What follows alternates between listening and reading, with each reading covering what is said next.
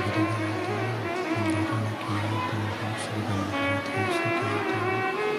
गोसाई परम दयाल श्याम सुंदर श्याम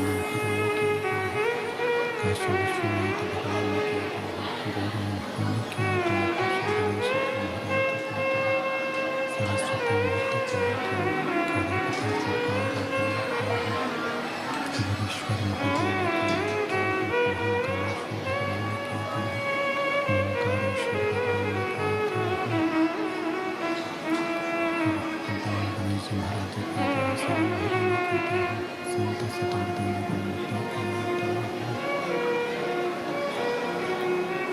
संतानहंता यत्पदान्यनभाष्यमन्तनीचार्याणां प्रणमामि मुहुर्मुहुः यदुतो जन्तुवा सर्वघातिको भवेत्तमं सर्वदा वन्दे श्रीवल्लभनन्दनम् अज्ञानतिमिरगास्य ज्ञानशलाकया चक्षुरुन्मिलितं तस्मै श्रीगुरुवे नमः नमामि हृदयेषु लीलाचलब्धेषु लक्ष्मीशास्त्रे सर्वमानवतां। हम परमात्मा के मंदिर तक की ही करुणा और उनकी उदारता से श्रीमती सरोज श्रीवास्तव परिवार भोपाल से इस कथा की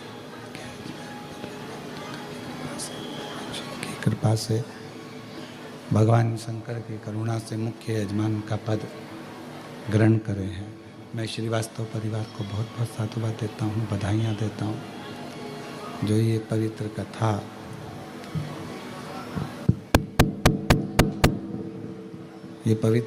शंभो शंभो शंभो शंभो शंभो शंभो शंभो शंभो शंभो ये पवित्र कथा भगवान शिव की कृपा से शंभो शंभो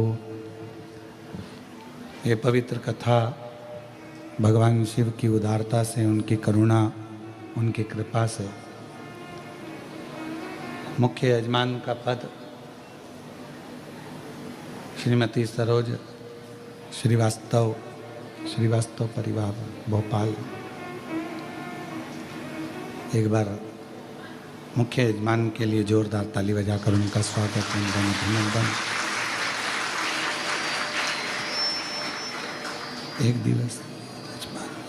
एक दिवसीय जजमान स्वर्गीय श्री रतन जी की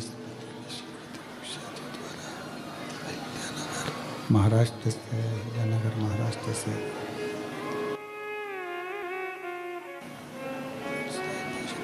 शंभु शंभु शंभु शंभु शंभु शंभु शंभु शंभु शंभु शंभु शंभु शंभु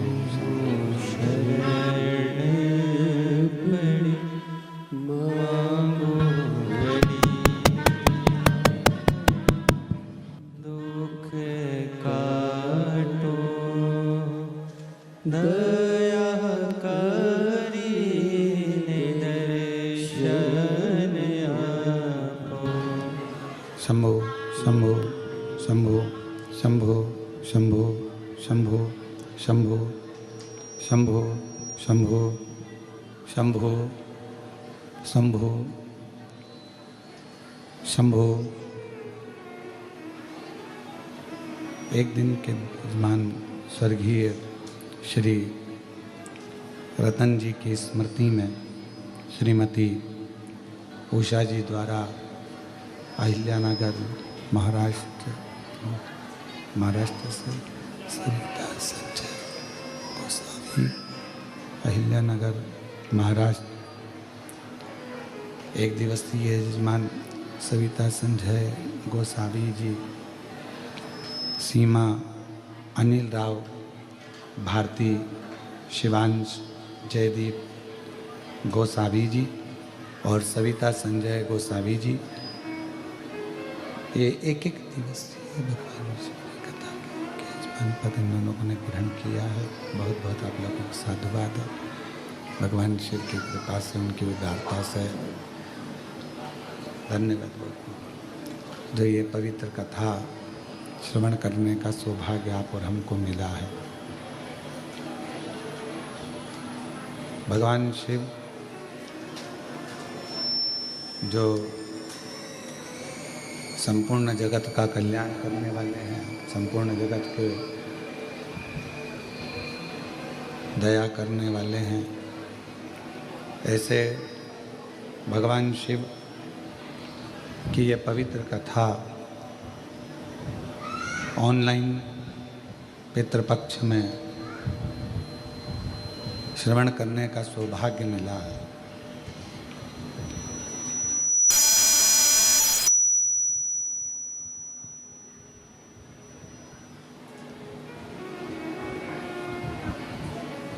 शिव की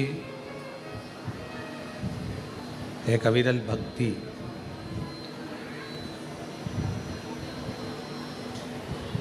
उपासना करने का एक अनूठा आनंद शिव महापुराण की कथा होती है।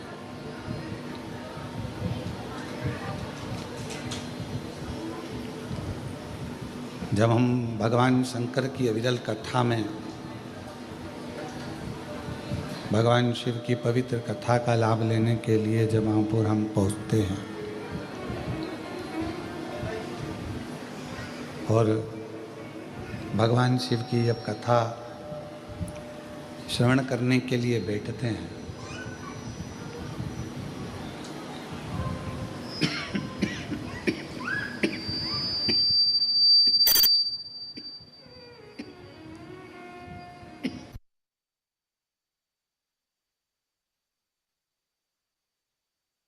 भगवान केवल शिव की कथा ही नहीं सुनते, बल्कि भगवान देवाधिदेव महादेव को अपने हृदय में, अपनी श्वासों में, अपनी रोमावली में उनको बिठाते हैं।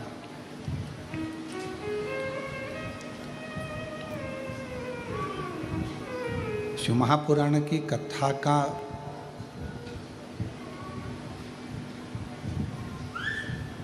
मतलब केवल यही है कि हम शिव को अपने भीतर उतार रहे हैं, हम भगवान शंकर को अपने भीतर लेकर जा रहे हैं।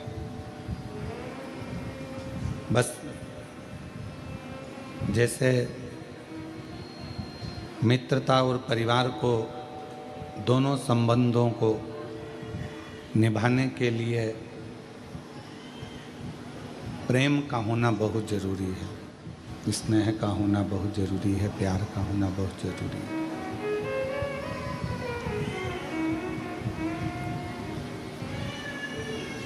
पर आज के ज़माने में मित्रता हो चाहे परिवार हो, आवाज़ खोल दो, मित्रता हो चाहे परिवार हो, प्रेम से ज़्यादा स्वार्थ उन रिश्तों में आ गया है।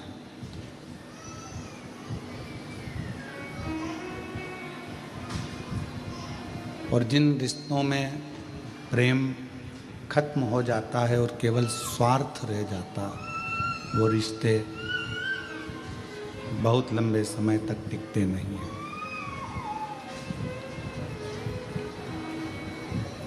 फिर इन रिश्तों की कोई मूलता, उन रिश्तों का कोई महत्व, इन रिश्तों का कोई मतलब नहीं रहता।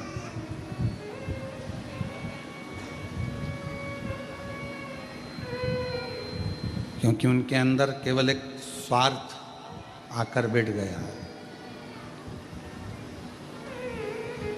प्रेम खत्म हो गया। तो मित्रता हो, रिश्ते हों, चाहे परमात्मा की अविरल भक्ति हो, इनमें स्वार्थ नहीं होना चाहिए, ये स्वार्थ से दूर हो।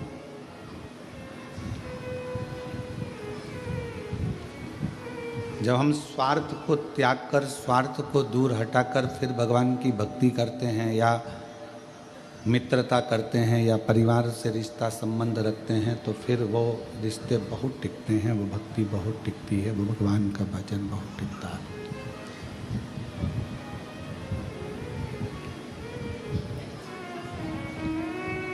माँ जगत जननी जगदम्बा अम्बा पार्वती जी ने जितना भी स्वार्थ के लिए नहीं करा। शिव को पाना, भगवान शंकर, ये चालू कर दो बाबा, भगवान शिव को प्राप्त करना, भगवान शंकर को प्राप्त करना, शिव को अपना बना लेना और पंच शिव के हो जाना, ये पार्वती जी का मूल था। उसमें स्वार्थ नहीं था, केवल शिव के हो जाना और शिव को अपना बना लेना।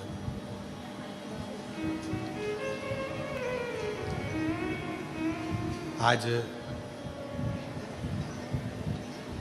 रिश्ते क्यों खत्म हो रहे हैं? क्योंकि उसमें प्रेम खत्म हो गया, स्वार्थ रह गया। मित्रता क्यों खत्म हो रही है? मित्रता में प्रेम खत्म हो गया, केवल स्वार्थ रह गया।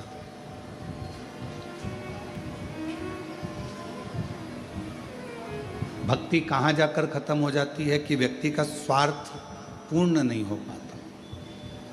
हमने भगवान से ये मांगा और भगवान ने हमको नहीं दिया तो हम मंदिर जाना छोड़ देते। हमने भगवान से बहुत सारी लिस्ट बनाकर तैयार रखी और भगवान के सामने रख दी कि मेरा ये काम है, और भगवान यदि पूरा ना करे तो फिर हम भगवान का भजन करना छोड़ देते, स्मरण करना छोड़ देते।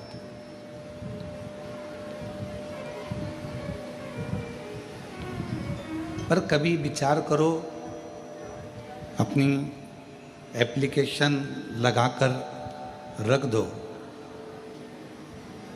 स्वीकार होगा तो ठीक है और स्वीकार नहीं होगा तो ठीक है। अपन ने तो अपनी एप्लीकेशन लगाई, अपन ने तो अपनी एप्लीकेशन सामने रख दी है, टेबल पर पहुंच गई है। अब उसको वो स्वीकार करेंगे नहीं करेंगे ये उनके ऊपर निर्भर करता है। तेरे मंदिर में आना मेरा काम है और मेरी बिगड़ी बनाना तेरा काम। हम परमात्मा के मंदिर तक पहुंच गए, हम भगवान के दरवाजे तक पहुंच गए, हम भगवान की चौखट तक पहुंच गए। फिर वो दर्शन दिखाए ना दिखाए, स्वीकार करे ना करे, अपनाए ना अपनाए, ये उसकी मर्जी है। कहाँ बैठकर कथा सुन रहे हो? कुबेरेश्वर बाबा की गोद में,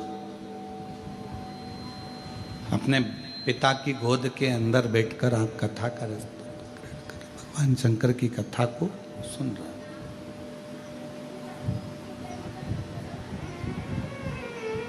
और पिता की गोद में बैठकर, भगवान शंकर की गोद में बैठकर जब हम कथा का लाभ ले रहे हैं, पिता की गोद में बैठकर जब हम कथा को श्रवण कर रहे हैं, बच्चा सबसे ज़्यादा सेफ, बच्चा सबसे ज़्यादा अपने आप को सेफ, सुरक्षित कहाँ महसूस करता? अपनी माँ की गोद में और अपने पिता की गोद में। शंभो शंभो शंभो शंभो शंभो शंभो शंभो शंभो शंभो शंभो। एक अपनी माता की गोद में और एक अपने पिता की गोद में बच्चा अपने आप को सेफ, सुरक्षित महसूस करता है।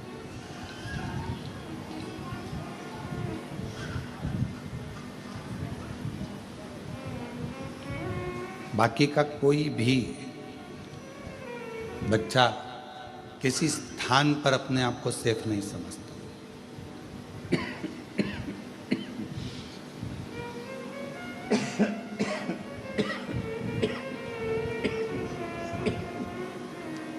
गला बहुत पकड़ रहा है, माइक आवाज़ ठीक नहीं, आपको सुनने में कैसा लग रहा है? आप भी तो जानो कि सुनाई सही दे रहा है, अच्छा लग रहा है, ये आपको मालूम होना चाहिए।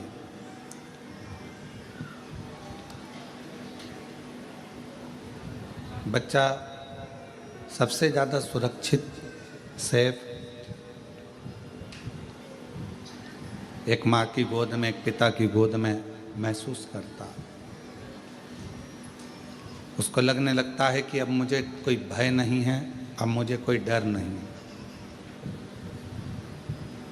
अब मुझे कोई भय नहीं है, अब मुझे कोई डर नहीं है, क्योंकि मैं पिता की गोद में है मेरे पिता की गोद में मैं बैठा हूँ, मेरी माँ की गोद में मैं बैठा हूँ।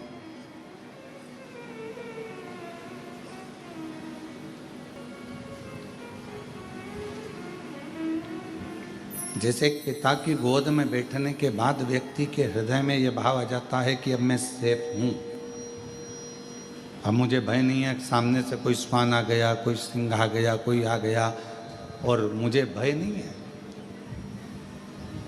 कुबरेश्वर धाम पर आप जितने भी बैठकर कथा को श्रवण कर रहे हैं, पितृपक्ष में या ऑनलाइन टीवी के सामने बैठकर, मोबाइल पर, दुकान पर, कहीं पर भी बैठकर शिव महापुराण की कथा यदि आप श्रवण कर रहे हैं तो आपको यह महसूस होना चाहिए कि अब हम भगवान शंकर की गोद में बैठ गए हैं।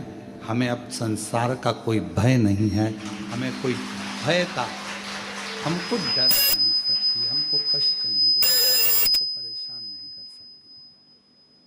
अब हमको इसका भय नहीं, अब हमें उसका कष्ट नहीं। हमारे भीतर का भय, हमारे भीतर का जो दुख है, तकलीफ है, सब समाप्त हो, वो सब भय समाप्त हो।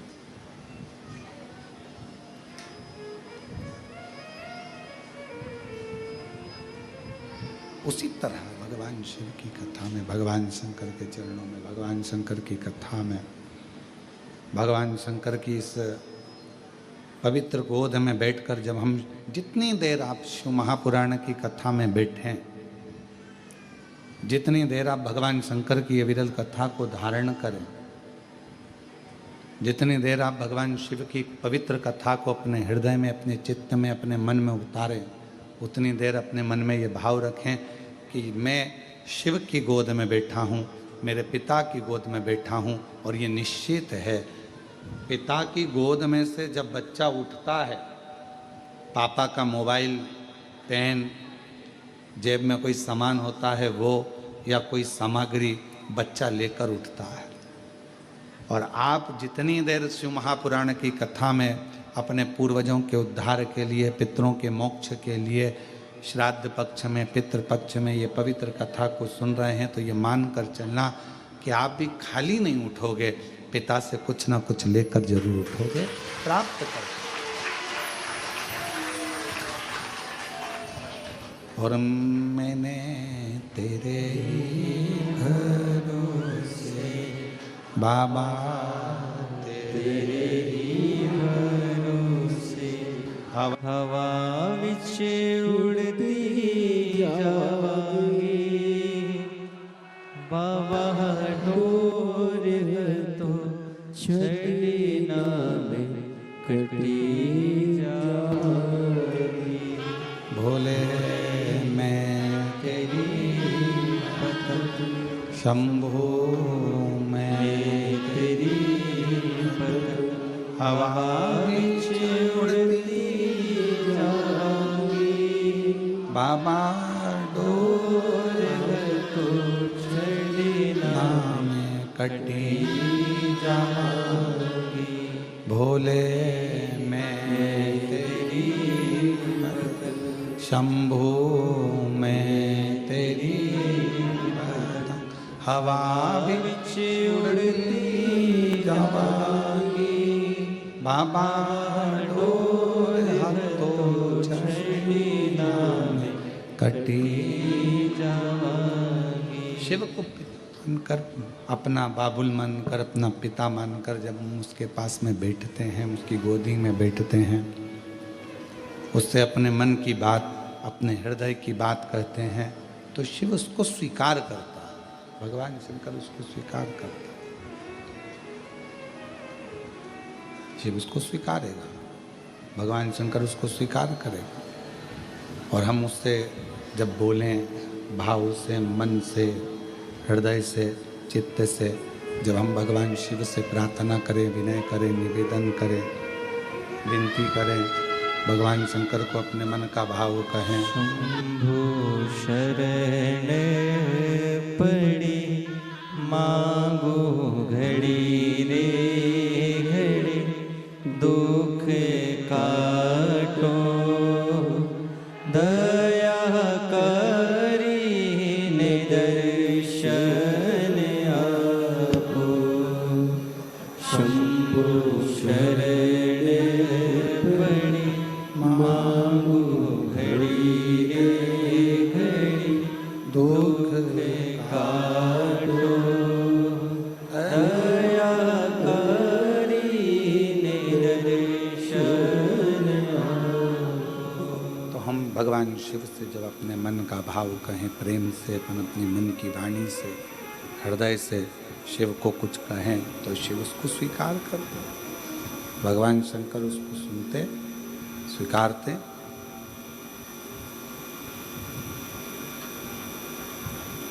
पर कहते हैं ना कि प्रेम की भाषा से रिश्ते भी निपते हैं, प्रेम की भाषा से मित्रता भी निपती है और प्रेम की भाषा से भगवान की भक्ति भी निप जाती है। भगवान की अविरल भक्ति को गुनगुन आवाज आ रही है। भगवान के अविरल भक्ति को पाने के लिए स्वार्थ बीच में नहीं आना चाहिए।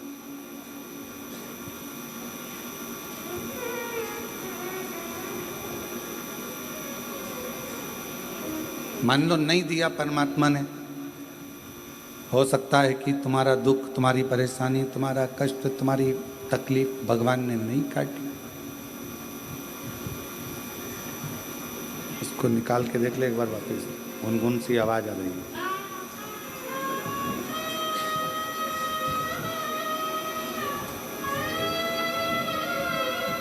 भजन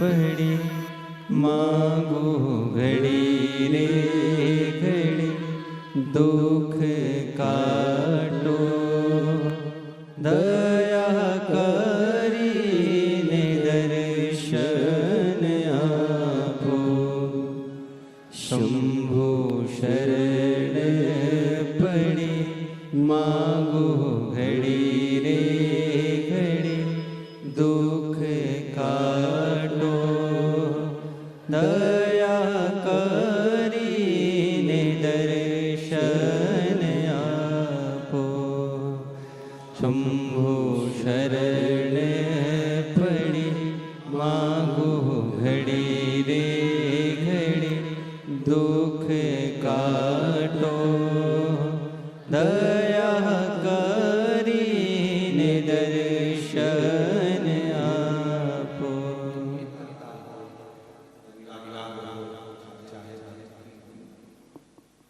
इन तीनों में प्रेम सबसे ज्यादा इसमें स्वार्थ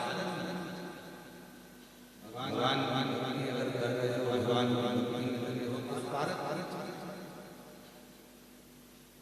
जहाँ स्वार्थ में आया रिश्ते निभाना है तो रिश्ते निभाने में स्वार्थ नहीं आना चाहिए।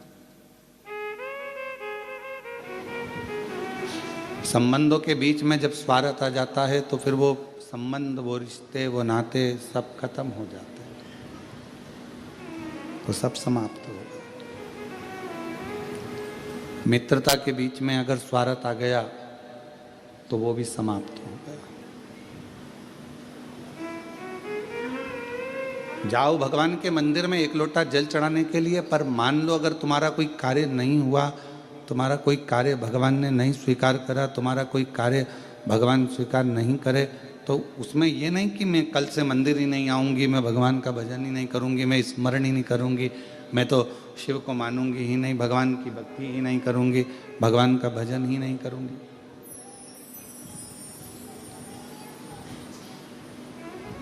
हमने कई लोगों को देखा है कि अगर भगवान नहीं सुनता, भगवान यदि स्वीकार नहीं करता है, रिटर्न बढ़ाओ रिटर्न, भगवान यदि स्वीकार नहीं करता है तो हम मंदिर जाना छोड़ देते हैं, भजन करना छोड़ देते हैं, एक लोटा जल चढ़ाना छोड़ देते हैं।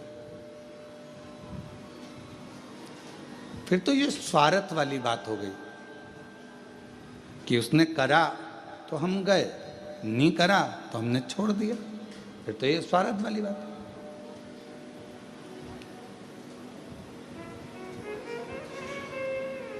अजामिल की कथा का स्मरण करिएगा जरा। श्रीमद् भागवत का एक पवित्र चरित्र कहता है, अजामिल की कथा कहती है, अजामिल का पवित्र चरित्र वर्णन करता है।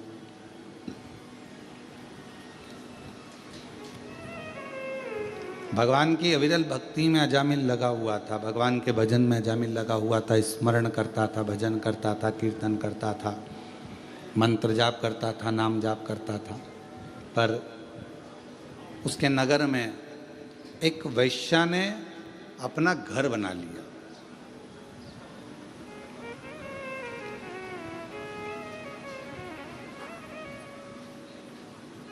और वैश्या उस घर में रहने लगी।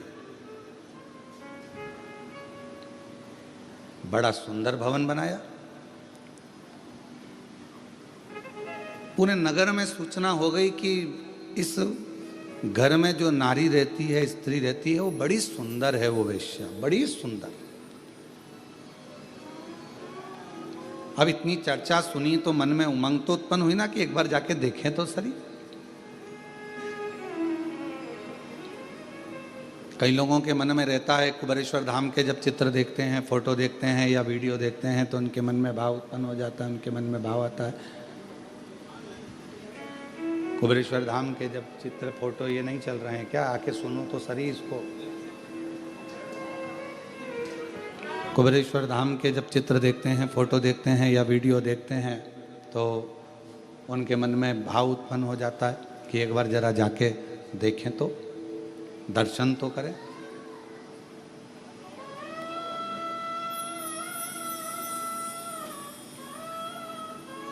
और उनको ये नहीं मालूम रहता कि एक बार अगर कुबेरेश्वर धाम चले गए, मान लो बाबा ने बुला लिया आपको, अगर भाव से यहाँ पर भगवान बुलाकर यहाँ पर बिठा दिया या दर्शन करा दिए या यहाँ लेकर आ गया, तो उनको नहीं मालूम कि ये कुबेर भंडारी है। एक बार अगर हाथ पकड़ लेता है तो वो बुलाता ही रहता है, फिर छोड़ता नहीं, फिर वो छोड़ता नहीं है। उसका नाम ही कुबेरेश्वर बाबा है।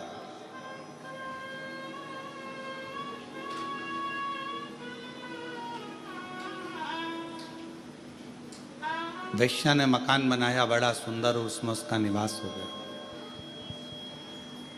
सूचना मिली पूरे नगर को, पूरे शहर को। बड़ी सुंदर वैश्या आई है, बहुत सुंदर है, बहुत सुंदर। मन में उसको देखने की चाह उत्पन्न हुई। जब इतनी सुंदर है, इतनी अच्छी है, तो एक बार जाकर देखें तो सही।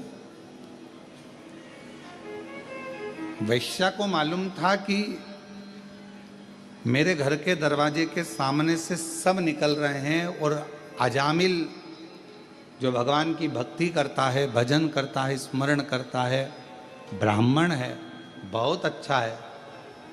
तो वैश्या ने विचार करा कहीं ये मेरे चक्कर में ना पड़ जाए, तो वैश्या अपने घर से बाहर ही नहीं निकलती थी।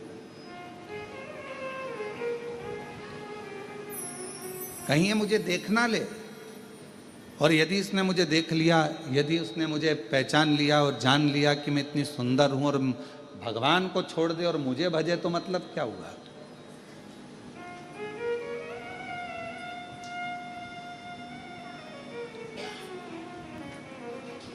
अब ईमानदारी से बोलो, आप थी वो वैश्या, श्रीमद् भागवत में लिखा है, पर उसके हृदय में भगवान के प्रति कितना भाव होगा, कितनी हृदय से वो परमात्मा की समर्पित होगी।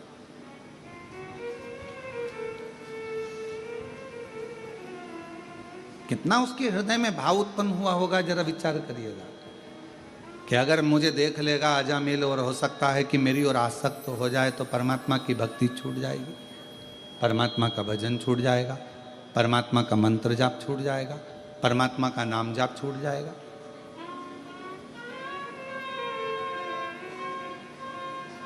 घर से ही नहीं निकली है वैश्या, घर से ही नहीं निकलती। पूरे नगर में सूचना हो गई कि गांव में एक वैश्या ने अपना घर बनाया है, वैश्यालय बनाया है, और वहां पर जो वैश्या रहती है वो बड़ी सुंदर है। पूरे नगर में सूचना हो गई, सब दूर खबर हो गई, तो सबके देखने का मन उसमें बहुत बढ़ने लगा कि मन से कि कम से कम हम एक बार जाकर देखें। तो सबने देख लिया और सब सूचना दे रहे हैं। अजामिल ने विचार बनाया कि मैं रोज मंदिर जाता हूं, आज एक काम करता हूं, मंदिर तो जाऊंगा पर वेश्या के घर के सामने से जाऊंगा, देखते देखते कि ऐसी कितनी सुंदर है, उसकी सुंदरता इतनी कैसे है। आज मैं जाऊंगा तो जरा उसके घर के सामने से निकल कर जाऊंगा। और अजामिल वेश्या के घर के सामने से, वेश्या के घर के सामने से निकलकर भगवान भोलेनाथ कृपा कर सब पर, वेश्या के घर के सामने से निकलकर अजामिल चला, जाने लगा। और अजामिल वेश्या के घर के सामने से निकला पर वेश्या का दर्शन नहीं हुआ, दिखी नहीं, नजर नहीं आई वेश्या। आज अजामिल मंदिर से थोड़ा जल्दी आ गया और मंदिर से आकर फिर वेश्या के दरवाजे के सामने आकर खड़ा हो गया।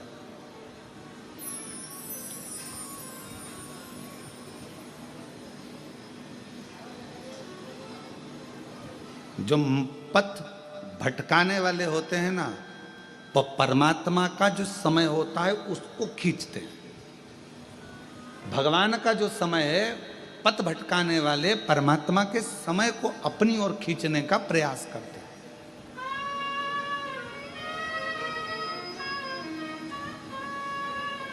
तुम्हारा 9 बजे का समय भगवान के भजन का है, तुम्हारा 9 बजे का समय परमात्मा के स्मरण का है, तुम्हारा सुबह 9 बजे का समय भगवान की विरल भक्ति का है। और मान लो वही 9 बजे का समय कोई व्यक्ति तुम्हारे पास आकर खड़ा हो जाए, नहीं साहब तुम्हें हमारे साथ चलना है, अपन देख के आते हैं, अपन ये कर लेते हैं। 9 बजे का समय तुम्हारा परमात्मा के भजन का है, 9 बजे का समय तुम्हारा परमात्मा की भक्ति का है। तुमने ये समझ के रखा है कि 9 बजे मैं भगवान के मंदिर में रहूंगी, 2 बजे या 1 बजे जब शिव महापुराण की कथा आस्था चैनल पर आएगी मैं उसको श्रवण करूंगी। ये तुम्हारे अंदर भाव उत्पन्न हो गया, तुम्हारे भीतर ये भाव जागृत हो गया और तुम उस कथा को सुनने के लिए तुमने 1 बजे का समय निकाला।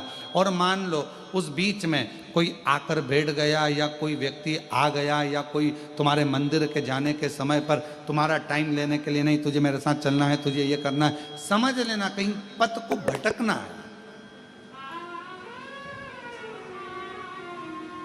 वो तुम्हारा पथ भटकाने के लिए आया है।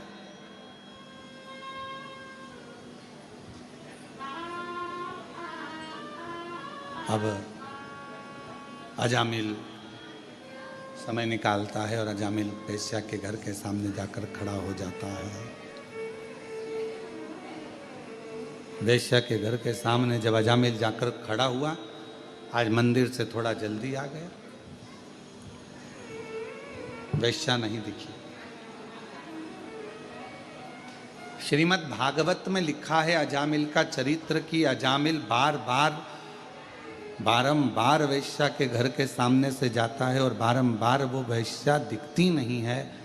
अभी तक आधा घंटा खड़ा होता था, अब 1 घंटा खड़ा होने लगा, फिर 2 घंटा खड़ा होने लगा, 3 घंटे खड़े होने लगा, फिर धीरे धीरे धीरे धीरे अजामिल मंदिर का पथ छोड़कर, मंदिर में जाना छोड़कर वेश्या के दरवाजे पर ही खड़ा रहता।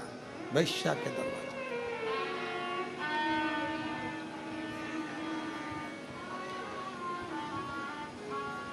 फिर वो वेश्या का दरवाजा छोड़ता ही नहीं। और अब तो उसने एक संकल्प ले लिया कि जब तक मुझे वो वेश्या नहीं दिखेगी तब तक मैं घर नहीं जाऊंगा और ना मैं भोजन करूंगा। अब शिव महापुराण में श्रीमद् भागवत में एक बड़ा सुंदर चरित्र आता है। श्रीमद् भागवत में वर्णन किया गया कि श्रीमद् भागवत में कहा गया कि इतना त्याग अजामिल ने एक वेश्या के लिए करा, और मान लो उतना त्याग अजामिल मेरे ओघड़दानी भगवान शिव के लिए कर देता तो शायद शिव का दर्शन हो जाए, भगवान शंकर का दर्शन हो जाए। और शंभु शरणे पड़ी मांगो घड़ी रे घड़ी, दुख काटो दया करीन दर्शन। ओ शरण पड़ी मांगो घड़ी रे घड़ी, दुख काटो दया करीन दर्शन आपो। एक वेश्या के लिए उसने भोजन छोड़ दिया, एक वेश्या के लिए उसने घर छोड़ दिया, और दिन भर वो वेश्या के घर के सामने जाकर खड़ा हो जाता, वेश्या के घर के सामने खड़ा रहता है, ना भोजन करता है, बस उसको देखना है, उसको निहारना है, खड़ा इंतजार कर रहा है, वेश्या नहीं निकली। वेश्या के पास में एक युवान पुरुष पहुंचा, और उस युवान पुरुष ने वेश्या से पूछा कि वेश्या एक बात बता। उस युवान पुरुष ने जाकर कहा शंभु शंभु शंभु शंभु। उस युवान पुरुष ने वेश्या के पास जाकर पूछा कि वेश्या ये बता कि तेरे दरवाजे पर एक अजामिल बहुत दिन से खड़ा हुआ है, 3 दिन हो गए उसको, ना उसने खाना खाया, भोजन किया, ना पानी पिया, और ना वो अपने घर गया, ना वो भोजन कर रहा है, ना वो पानी पी जा रहा है, ना पानी पी रहा है, ना भोजन कर रहा है, ना अपने घर जा रहा है। तो मुझे एक बात बता वैश्या कि तू एक बार उसको मिल क्यों नहीं लेती? जब इतना जिद कर रहा है, इतना जिद्दी हो गया है, इतना जिद कर यदि वो खड़ा है, तो फिर तू एक बार जाकर उससे मिलती क्यों नहीं? तू एक बार उसके पास पहुंचती क्यों नहीं? जा तू एक बार उसके पास, एक बार उसके सामने चली जा, और भले मिलने ना जाए तो कम से कम वो छज्जे में खड़े होकर दरवाजा ही खोल ले। एक बार जा तो सही, उसके पास पहुंच तो सही।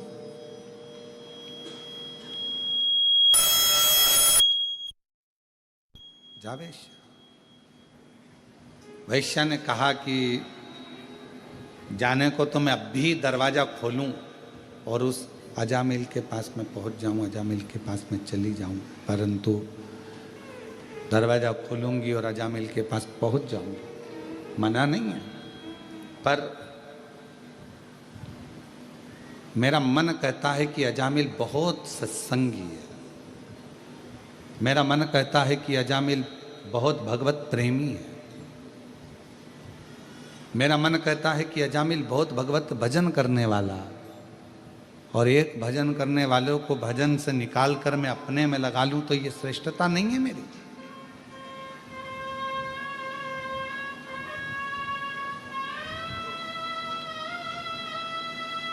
इसमें मेरी श्रेष्ठता नहीं बनती है कि मैं अपना भजन चालू करवाऊं, शिव जी का भजन बंद करवा दूं, भगवान का भजन बंद करवाऊं, भगवान का सत्संग बंद करवाऊं और मुझ में अपने में रमाऊं।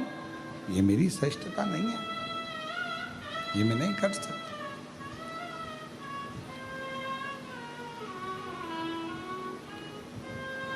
तो फिर अजामिल तो मर ही जाएगा। 3 दिन तो उसको हो ही गए हैं कि भोजन नहीं कर रहा है, 3 दिन तो हो गए, उसने पानी नहीं पिया है।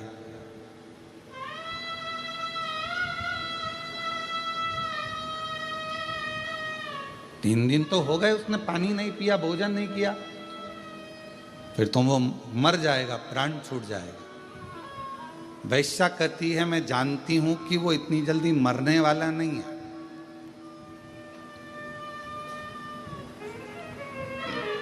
उसके प्राण नहीं जाएंगे।